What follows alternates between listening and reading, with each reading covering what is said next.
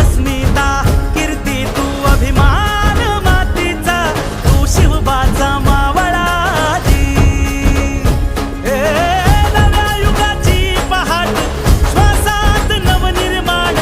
लहरून देऊ राजी नव्या पर्वाची ही वाट संकटांना देऊ मात भिडवू या झेंडा गगनाशी देवीचा जागर काढू